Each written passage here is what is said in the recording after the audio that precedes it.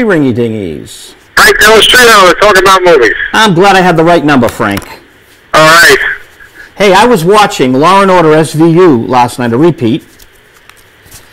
Okay. And it's strange that now that the fellow from Oz, Chris Maloney, had a dispute over his salary. I didn't know that. Go ahead. So they've replaced him. They've got the guy from Law & Order, which is interesting. They migrated him over. The DA, or not the DA, the guy above the DA. He's cool. But they put Mariska Hargitay kind of in cameo roles. They're trying to keep the budget down. She was like the highest paid woman in television, right? Well, she was. I didn't know this. Yeah, well, Charlie Sheen, with his 2.5 Men, was the highest paid actor, I believe, like in the 7 figures, and she was in the high 6 figures, Mariska Hargitay. Mm-hmm. But I bring it up because she is Jane Mansfield's daughter. Yes. Jane Mansfield played with Jimi Hendrix on a 45 RPM. All these anecdotes. And in Lady Frankenstein, is there a connection, Frank? Yes, Mickey Hargitay, her father, who I think is still with us. I think he's still alive. And I think he must be very proud of his daughter.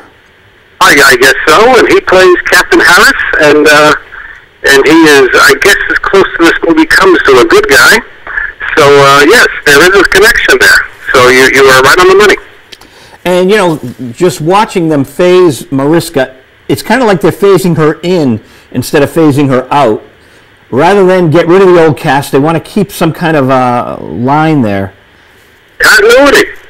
But one of my guests, I meant to tell the guys at WinCAM, I hope they're watching, one of my guests, who was just in the chair with me a few months back, Frank, was in the Law & Order episode. Gilbert Gottfried was the computer guy at the police station. All right, well, it's a small world, things all interconnect. They do. From our guest Gilbert Gottfried, who sat right here, to Mariska Hargitay, to her dad, Mickey. This film, 1971, has some big names in it.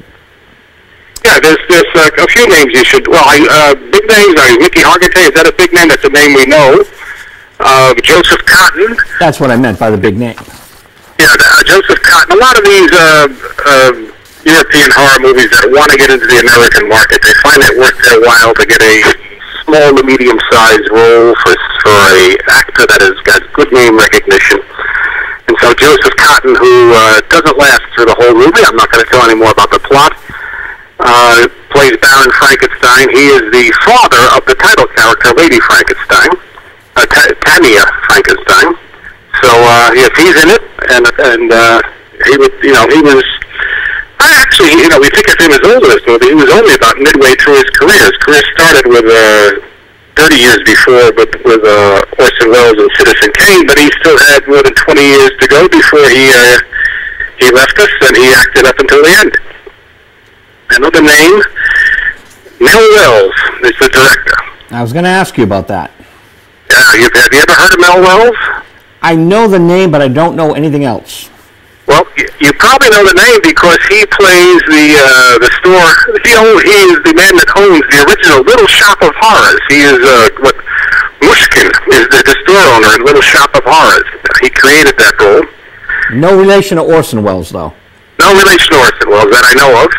Other than he worked with Joseph Cotton. Yes. They both directed Joseph Cotton, right? Yes. Yes. I guess you're absolutely right there. Oscar and Mel. And Mel Wells was part of the Roger Corman repertory company that used to appear in most of his movies. So Mel Wells had big roles, little roles, like they all did in these movies. And he went to Europe, where he did a lot of writing and directing. And one of his movies was Lady Frankenstein. And Lady Frankenstein was made. It says 71.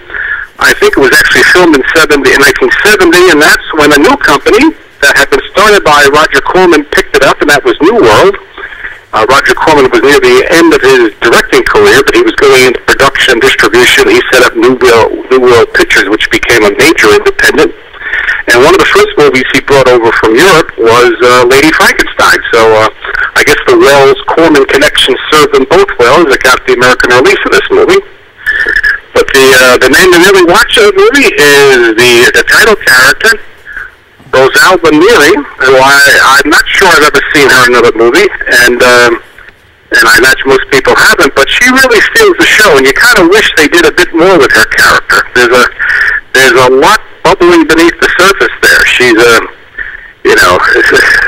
she's the old man's daughter for sure. She comes home from finishing school and doesn't want any part of the gentlemanly and ladylike pursuits. She wants to get into the lab with the old doctor there, and she pretty much outdoes him. And she's sensuous. She's a bit disturbed. She's brilliant. She's everything. I think it's a really good performance by her. I wish they would have let her come out more. They could have done more with the character, but she steals the show, but in a subtle way. It's not an over-the-top performance, and I'm a sucker for over-the-top performances, and I guess the only over-the-top performance in this movie is by Paul Whiteman as the creature, and it's kind of a laughable makeup. I wish they would have toned that down, and he looks a little bit like Peter Boyle from Young Frankenstein. Oh, well. And, it's fun, and...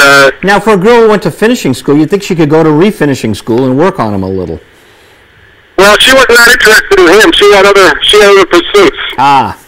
I don't want to spoil the plot, but she has other things in mind, so she's not doing that. So, that's about all I can say on this movie. I don't want to... I'm backing off here because I don't want to give away the plot. This is 1970, so Hammer's been making horror films for over a dozen years, and Hammer is a bit past their peak. And I think other independent studios were trying to see how good they could do it if they could become the king of horror. Like Andy Warhol had the Paul Morrissey film Flesh for Frankenstein. Yeah. I mean, everybody tried their hand at it, and which bored me so. Either that or the Dracula one. I just didn't get it. The Andy Warhol ones. Yeah, I don't think filmmaking was his forte. There's certainly fans of his, but I haven't seen all of his films, nor do I intend to. What I've seen is enough for me. You're not going to watch Empire? Empire? Like the camera that just stays taking an image of the Empire State Building for like 14 hours? Oh, okay. Nope, I never stepped through that. Neither have I, and I don't intend to either. Well, I was raised in Hoboken, New Jersey, and out my window I could see the Empire State Building, so I probably stared at it as much as I cared to in my life, and I don't need Andy Warhol to do that for me. And you could have filmed the sequel right from your window. Yes, or a prequel. It gets so confusing. Yeah. Only the monster she made could satisfy her strange desires. Well, actually, there's some truth to that. Because she, again, I don't want to give away too much of the plot, but there is a relationship between her and the guy who provides the brain to the monster. And you'll see that you can see where that's going pretty early in the film, so I don't think I'm giving away too much. But, that is not a blatant overstatement. And, obviously I'm waffling because I don't want to give away the plot for people that are watching this. You don't have to, because we only have 28 seconds left. It's the first visual radio film library of the new year, Frank. Okay. I'm going to be sending posters to you. I have them in the car. I haven't mailed them yet. Okay. I can't wait to get them, and let me know what next week's movie is when you know. And that will be as soon as possible. Okie doke. Thanks a lot, man. Thank you. Bye-bye. Right, bye. Frank Dello Stritto. It is the 5th of January, and that's Visual Radio for tonight.